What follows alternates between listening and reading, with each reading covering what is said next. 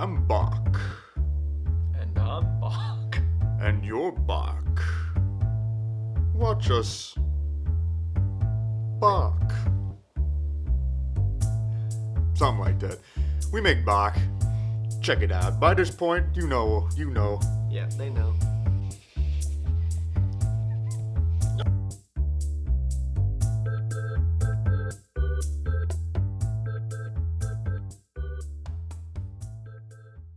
Last but not least, we're on to Johann Sebastian Bach. Super stoked for this one. Bach is one of my favorite composers. I know that you enjoy some of his music yourself. I do. And now we're in the final character in this beautiful character creation series that we have going on for the classical music guitar band.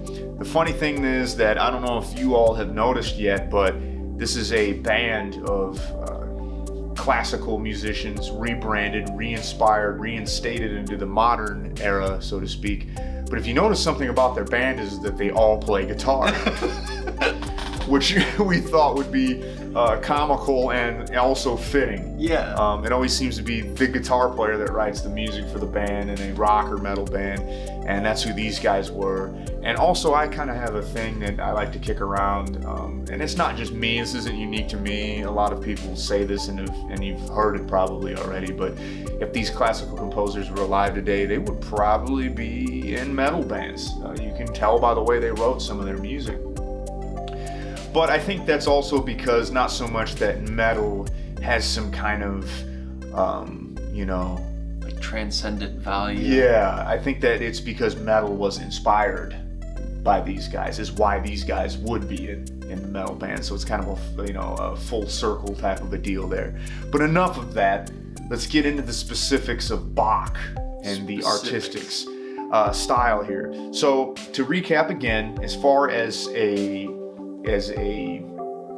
mechanical, the nuts and bolts approach to this, Right. You have the same type of a thing with Bach. He's got the exaggerated human features to add that kind of cartoon vibe, but also to really pull you into what he's doing, which is being a guitar player.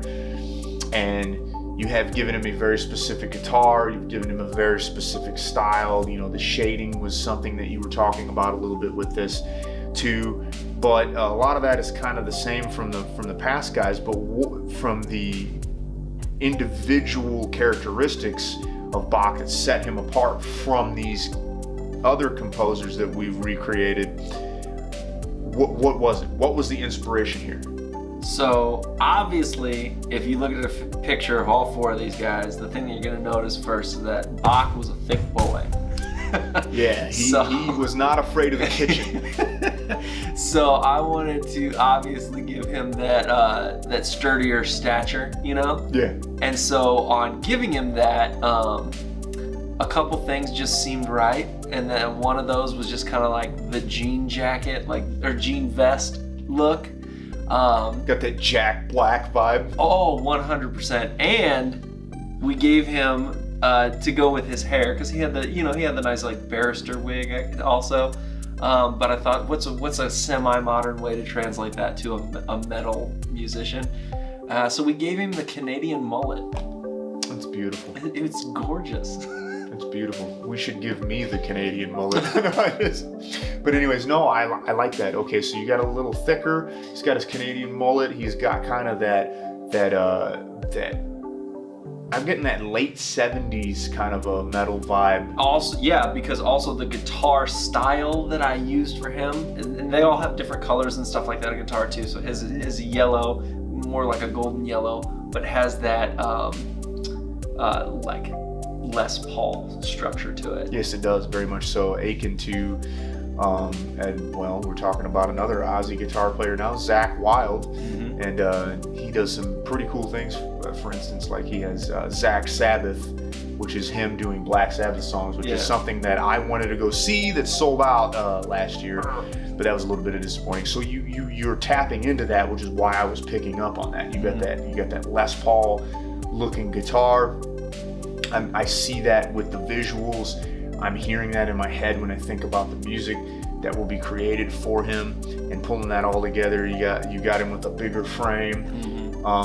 It's really working. I like this character. I like them all, frankly. 10 out of 10, man. Yeah, 10 out. We've been here. We've done this. We're giving this one a 10 out of 10.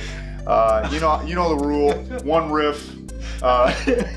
One riff. Everyone knows the rules. Everyone knows the rules. One riff. Yeah. So it's perfect with this. Did he pose any extra challenges or anything? Was it hard to maybe give him, since you wanted him to be a larger stature? Did it throw off anything with the way that his balance and to give his guitar weight or anything like that? Or does it make it easier to draw a figure that is larger? As far as the body type goes, it was he's thick, but he's not. I didn't make him like dangerous thick. Yeah, like he's because I've drawn superheroes my whole life. That's actually how I kind of got into art. So drawing somebody that seemed sturdier wasn't that bad. Stylizing his face to make him look chubby, I guess, in the face, to call back to Bach. Took me a couple tries before, I literally drew like a couple out. I was like, that doesn't look right, erased it. Drew another one out. Doesn't look right, erased it. What was it? What about it was it? Was it the structure of the cheeks that were? What was it there that you had to? It ended up being the shape of the head, which is weird, and I don't know why, but I kept trying to make his head just look like a normal shaped head, and then just make him have like a double chin look, but it just kind of made his head look like a thumb. No, I could. Yeah, I could, because I've seen thumb people. Yeah. in real life, so I could understand how that would happen. That's so I ended up, so for his face, I ended up going for almost like a bean shape, and that once I went to that, it was fine. No, that's pretty cool. So that was the main issue with him was nailing the face region. That's interesting. I like that, and the mullet works. The guitar works. Oh, that mullet works. Yeah. And specifically the Canadian mullet. Now, while we're talking about this Canadian mullet, what is it that sets it apart from what someone would consider a traditional mullet? So it's got like the shaved sides. And I cannot believe we were talking about the finer details of mullets. I never imagined, but anyways. The style of mullet that I literally pulled to do like his hair was from a hockey player that has played. He's like if you're a hockey fan, I see his face. I can't think of his name. It's Yaron Jaeger or Yager. Yes. Yeah. Yager. That's who it was. Yeah. Yep. But he's played for years. He just recently, I think, kind of called it quits because nobody. He's in his 40s, isn't he? Yeah, he might still play over in overseas somewhere, but with the NHL, nobody would sign him or keep him too long, so he moved on. Because I think he's got to be in his 40s. Yeah, back in the day, he had a mullet that was beautiful. Yeah, it was pretty much like if you were going to build a Mount Rushmore of mullets, he's definitely the one sticking out in the front there. Oh yeah, and so he was the inspiration for that mullet. That's a beautiful thing, the Yager mullet. Yep. Okay, so and this is weird, and this is, I had a mullet once. Oh really? Yeah, the first time I tried to grow my hair long, I told my buddies that if I caved to cut it, I would cut it into a mullet first. And so I had Marie cut my hair into a mullet. That is awesome. And so for like almost 2 weeks, I had a mullet. And let me tell you what, brother, I didn't need any help looking any more like a redneck, but that really set the precedent there for that redneck look. And I'm not opposed to, if I cut my hair again, doing it again, I think I might end up getting in a pretty aggressive mullet going on. So anyways, not to we've digressed fully from, we've talked a lot about this mullet, but honestly, 10 out of 10 on the mullet discussion, right? 10 out of 10 on the mullet discussion. You're looking at the visuals of this, and we're not talking anything about the art anymore. We're talking about the art of mullets. The art of mullets. And it's fantastic. Listen, you nailed the Bach. It personifies him in all the ways that you could from using the references that you have, and then it's really helped me get an idea of what I want to do musically.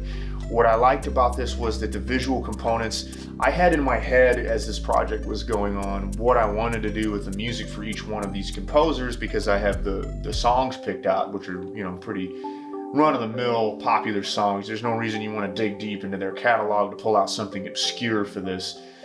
You want to stick with pretty much what's considered mainstream for these composers. But I'm glad that I didn't do too much of this work on the music before I saw this visual component of all of these guys, all four of them, because this is really helping me drive, like I've mentioned, like I'm getting that Sabbath, I'm getting that Zakk Wylde, Ozzy Osbourne feel from this, with the, you know, a little bit of that Lemmy from Motorhead type of a thing. So that then, you know, that's probably going to show up in the music that you hear to represent these. I'm so excited. And as you can tell, that it's just as if you have set the ball on a tee for me on this one. It's not even like an underhanded toss.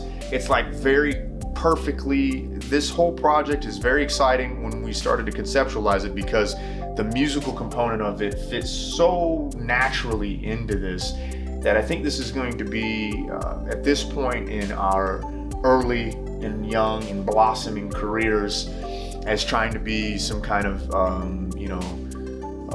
crew production studio, or whatever, however we want to look at this, whatever this ends up being. This one is going to be our crown jewel for a while, I think, because it perfectly embodies, you know, who both of us are. Right, yeah, really. this is so fun. As metalheads, as a metal musician, as a comic book artist, you've got that comic book style. This is just setting it all up for these guys to be in that. Yeah. And I'm thrilled. So here's Bach. He's the final one right now.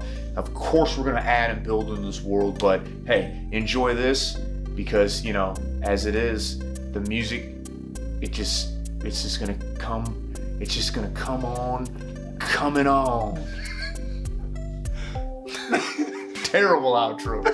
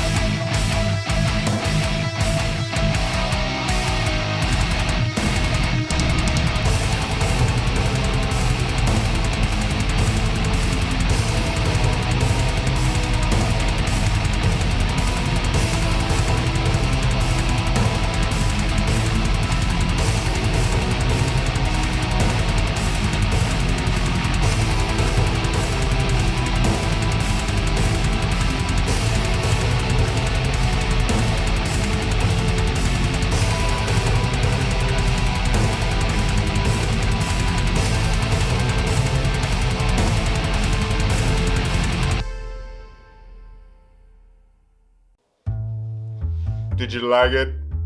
I did. Me too.